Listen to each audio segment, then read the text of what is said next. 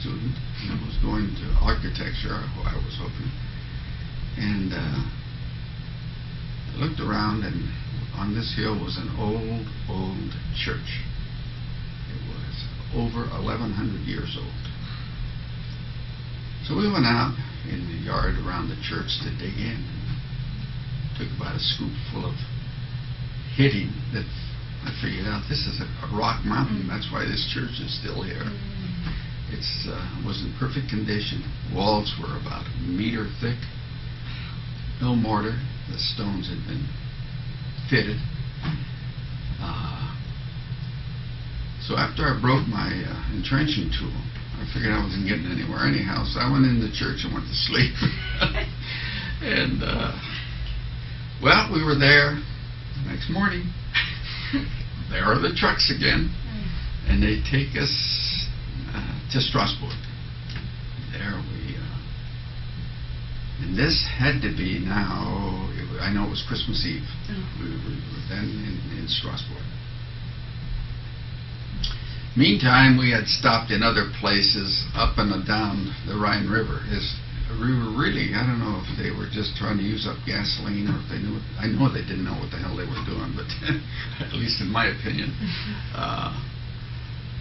all this movement up and down that thing. So after Christmas, which we had spent, we were in north of Strasbourg, we were in the city of Strasbourg.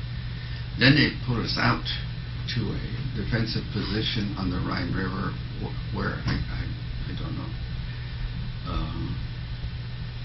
we were in a,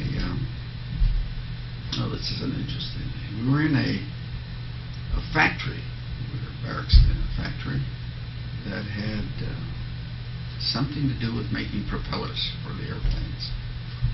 They had all this exotic type of metal in rods and things that they used in the fabrication of these propellers. And they had a terrific machine shop. And in one section there were turning lathes as far as you could see. No, not as far as you could see, but a lot of them. And the amazing thing was, they were all made, they were brand new, these turning machines. They were huge machines.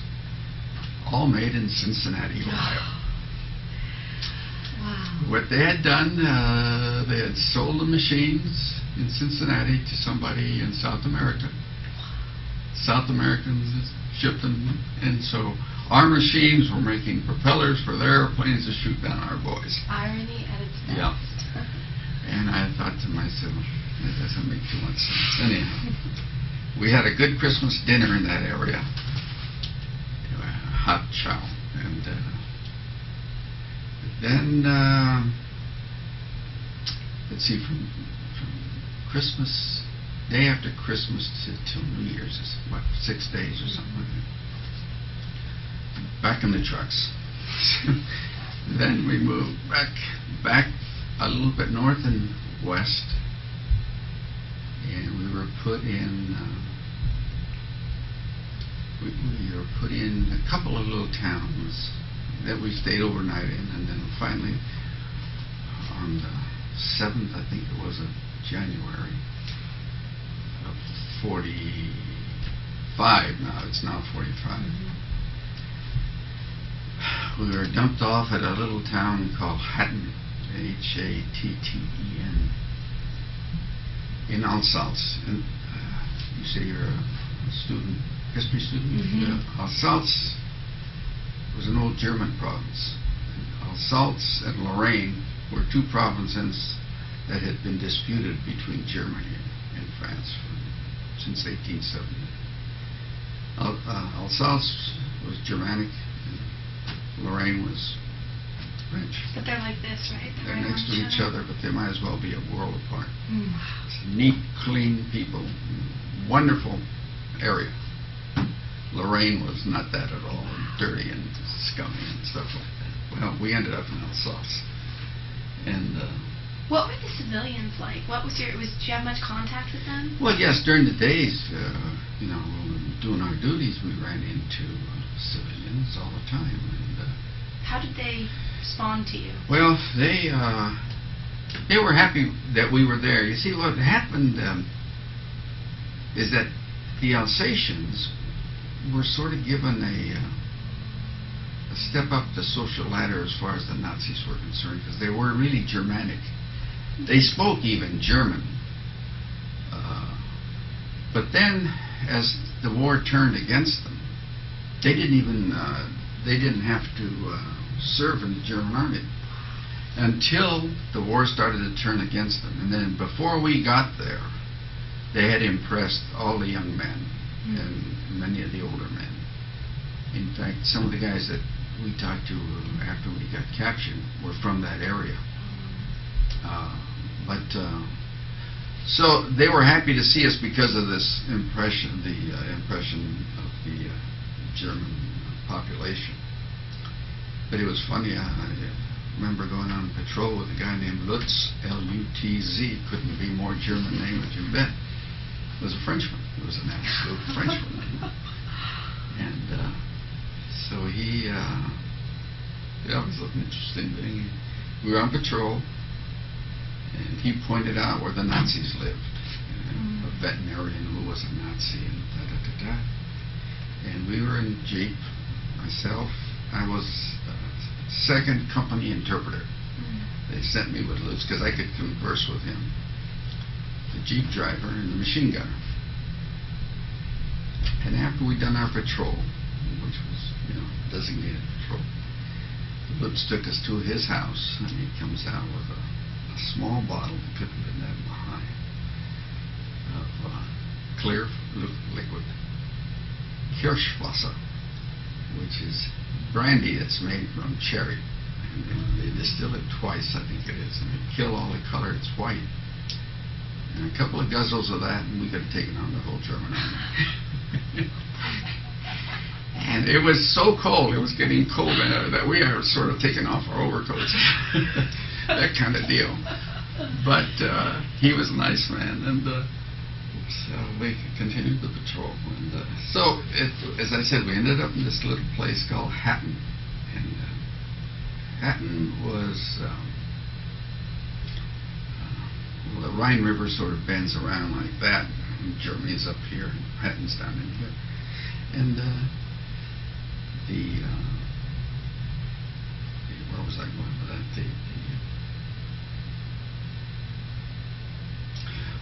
Yes, this was around the 7th of January now.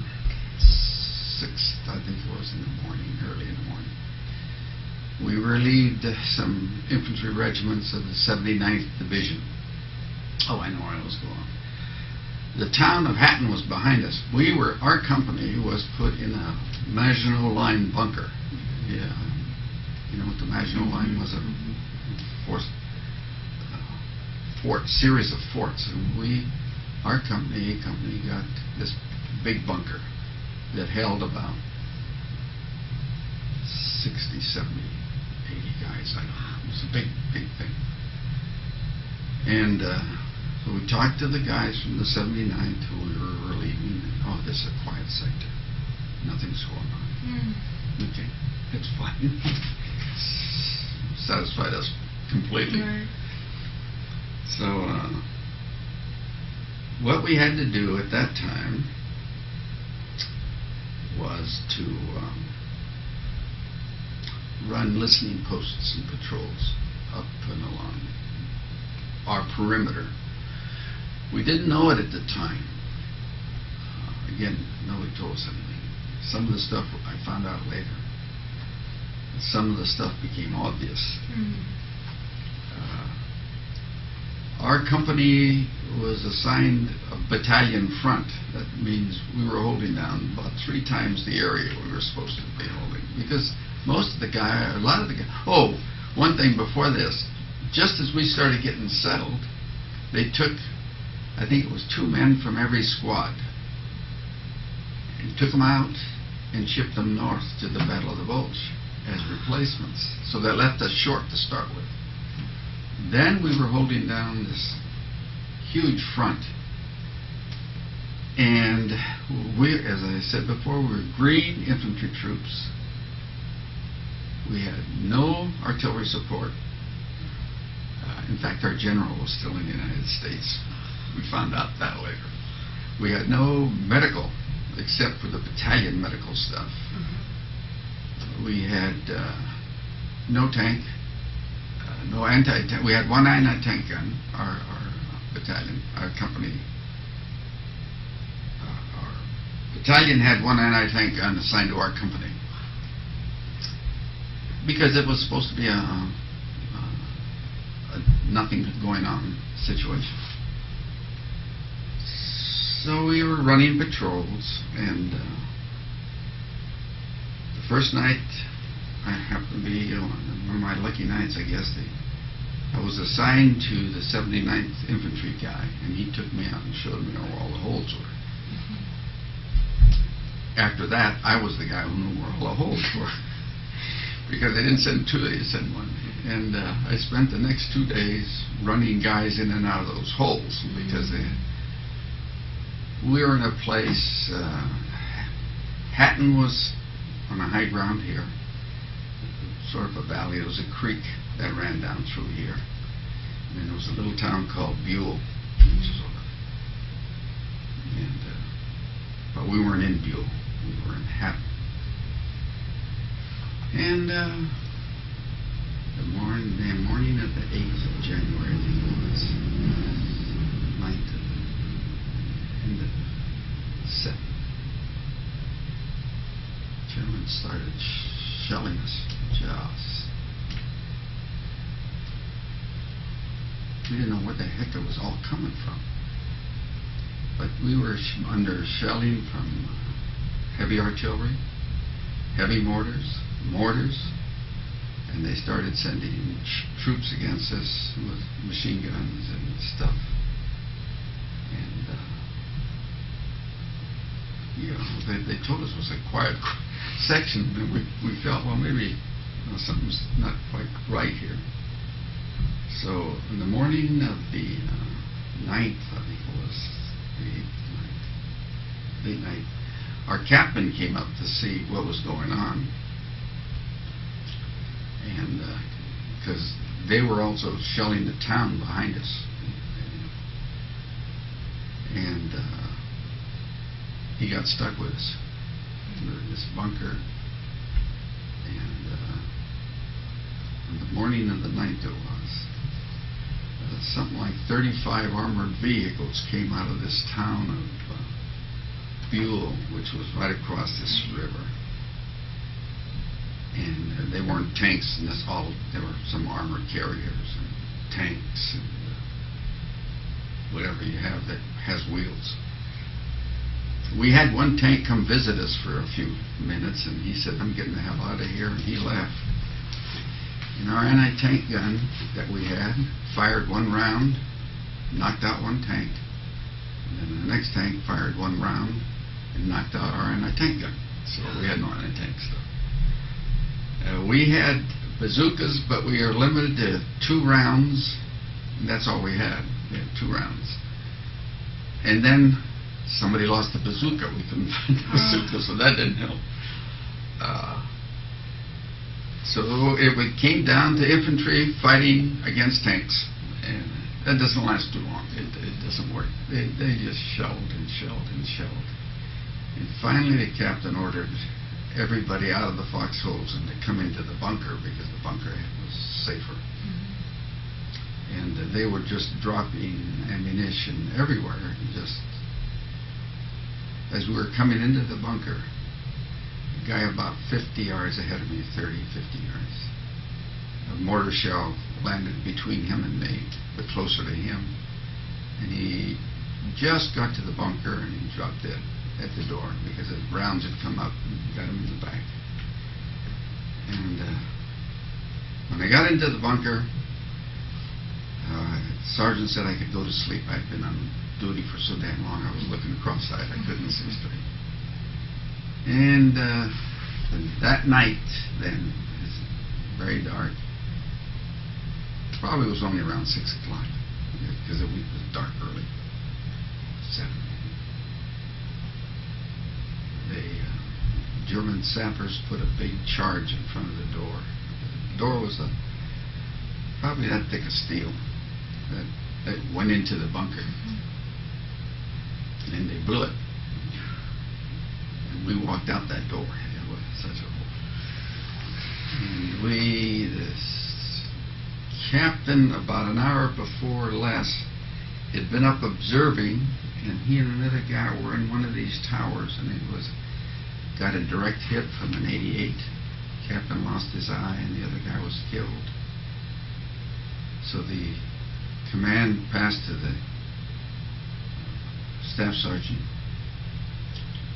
and we were now out of ammunition. We had no food. We had about 30 wounded guys in this bunker. And the captain said to the guy, if you want to surrender, you can surrender, because there's nothing else we can do. We just had nothing. In the meantime, they're roaring past us, but we had held them. They had surrounded us. We didn't know that at the time either, but they had gotten between us and the town, so we were surrounded. As a matter of fact, later on in the prison camp, I talked to some 79th Division guys who were captured the day before I was, who were the guys we relieved, because what had happened, they'd hit us and they couldn't get through, so they just kept going, and they caught those guys. But now, this is how we became prisoners. How many of you did it end up being? I think there was a total of somewhere 60, 70 guys or something. But half like that. of you injured, huh? There were a lot of injured guys. And I don't know what happened to those guys, because when they decided to surrender, the German officer called out and was answered in English by our platoon sergeant, and he said, okay, come on out with the hands up. So we did. So they woke me up. I was still sound asleep, and we were gathered. What was running through your mind at that point? Well, I didn't really know. I was so numb from lack of sleep, lack of food. We were 2¾ shot. Anyhow, we were just numb. And the cold. Hell, I'm from San Diego. I'm not used to that stuff. I had fallen into the creek the night before on one of those patrols up to my thighs here. I didn't know it at that time, but I had frozen feet. And I was just out of it. And so no thoughts were going through, except I remember the German officer said in French, he said, "Pour la guerre est finie." And I said, "Peut-être," which in French is perhaps, What did he say? He just looked at me, So they marched us off to the little town of Buell I was telling you about. And put us in a schoolhouse. Right across the street was a church. It was burning. It had been hit by artillery. That American artillery that we never saw during the day. That night they were using that church for a 0 point. And they were firing at it to get their ranges set. And they put a couple of rounds very close to that schoolhouse. Oh, Lord. So then the next morning, or I think it was that night even, the hours seemed to phase together. They put us in a truck, and they hauled us to a place called Landstuhl, which is in Germany, but just north of the French border there.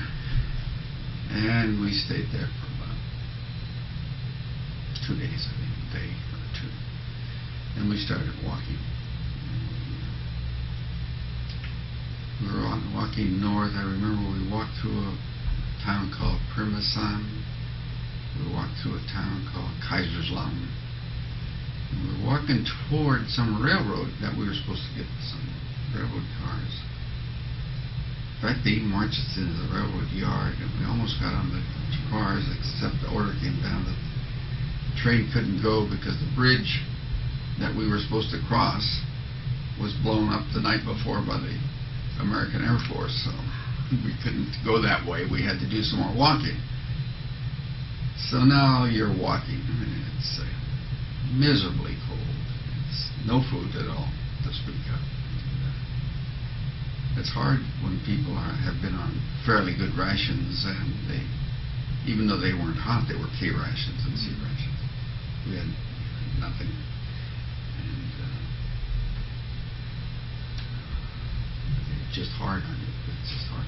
So we walked through, I remember, Kaiserslautern to another place, and we finally got... What kind of distance did you cover through all those towns?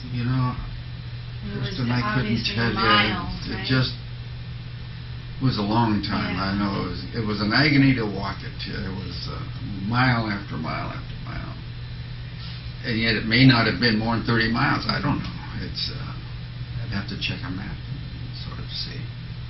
And we weren't allowed, to stop very often. They just wouldn't allow us to stop. And we were then, by that time, we were on back roads. We weren't taking main roads at all. Our Air Force was so darn good that any column, if they were up in the air, these fighter planes would just shoot it up. So they took us on back roads. And finally got on a train, and then we got into a marshalling yard somewhere. We were locked in these cars. They bombed that yard, and fortunately we weren't hit. And then they carried us to outside of a little town called Mühlberg on Elbe in it's not northern Germany, it's actually south and a little bit of south and east of Berlin, 60 kilometers, something like that. Yeah, that was Lager Stalag 4B. And that was what they called a transit lager. We had been separated already. The officers went someplace else. I don't know where they went. And we had some non-commissioned officers with us, and the non-privates went to another place. We all went to this 4B. Do you know what the date possibly was at that point? Probably around the bottom month, maybe 9th of February is probably when we got to 4B. Because, the train would move when we were on it, but then it would stop for a long distance because they had, troop trains and supply trains, and we were the least priority. So we were were packed in there? Yeah, we were packed in there. I will say once in a while they'd stop and let us out. We had no water, but we got to eat the snow. That helped some. But when we had been captured, it had been snowing heavily, and it was really cold. And you asked earlier about uniforms. Well, when we first got to that little town of Hatton, we were all issued waterproof pants and field jackets that we didn't have before. In fact, I have the field jacket still. That's what I brought to show you. And we were given some gloves and towels. We wore the towels around our necks like a scarf, and because your face would get so cold, you'd wrap it like this, and then after a while it'd be ice on the outside of the towel. Because you were outside and you never got a chance to go inside. Even that bunker that we went in was a reinforced concrete structure, so it was cold in itself. Anyway, I digressed. But we got to 4B, and I don't know how long we were there. The camp was basically run by British. The British had been there longer than anybody else, but it was an international camp. I didn't know that so many types of people in the world existed there. Were there like Poles and there were Poles and Czechs and Russians and Cypriots and Greeks and Italians, and Dutchmen and Hollanders and Frenchmen and English and Americans and you name it. They were there. But they were all servicemen? They were all, yes. Now, as far as the English and the other, I think they were all either, they had some non-coms there, but no officers. There was no officers. They always took the officers away and put them someplace else. I think they were afraid they might lead us on it. So, well, the rations there weren't very good.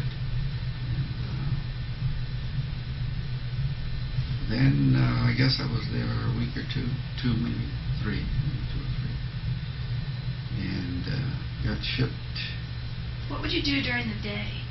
Nothing. You just sat. Went to get.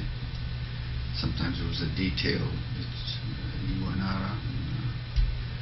We'd have to go pick up charcoal briquettes sometimes in the little town of Mühlberg, or wood, or that kind of stuff.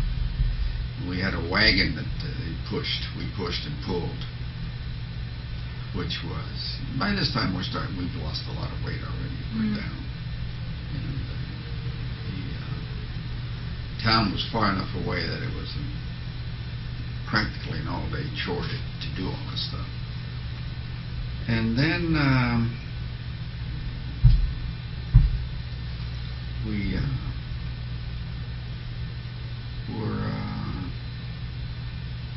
group of us that was shipped to 4A. See, I was at 4B. And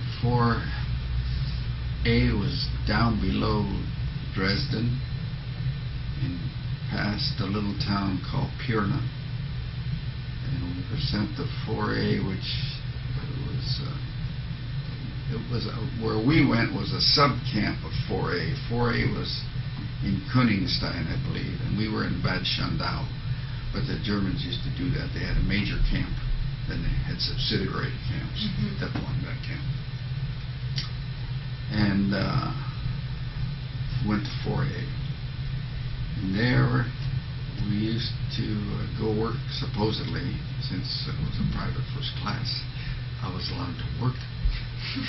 And they used to march us to that work site and back. And the work was, we didn't really do any work, to be honest. We used to just spread out along this railroad in the old garden. He couldn't keep us.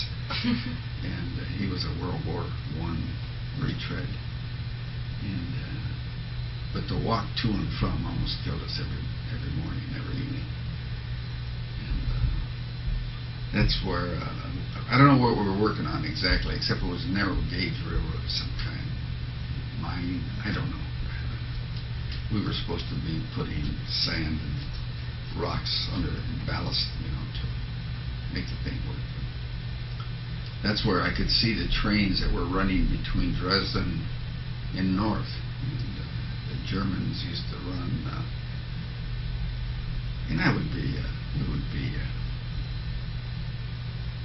20 feet, 25 feet away from the main tracks. And they'd be hospital trains. They were all marked hospital trains with a big red. And inside was artillery pieces, heavily equipped infantry of all kinds. And they were hoping the U.S. and the Russians didn't shoot them because, and they shipped all kinds of equipment that way. So we were there in that camp, February, let's see, probably most of March. Okay, so we're at the end of March. And So I think you were leaving 4B possibly, or... Where was I again? You're at 4B Yeah. at the end of March. Right, then we had gone down to 4A. Oh, 4A, I'm sorry, Yeah, excuse me. okay. In 4A, we started in March, probably the first or second week in April. One morning they called some names, and my name was on one of them, and my good friend George Rash was on the same thing. And you just don't know why your name comes up on these lists, but it did. And we were called into the barracks headquarters there where the Germans were, and there was a Polish doctor. He was wearing a German uniform, obviously impressed in the German service. And we were designated as too weak to work. So I got shipped back to 4B. But George went to a hospital. Don't ask me why.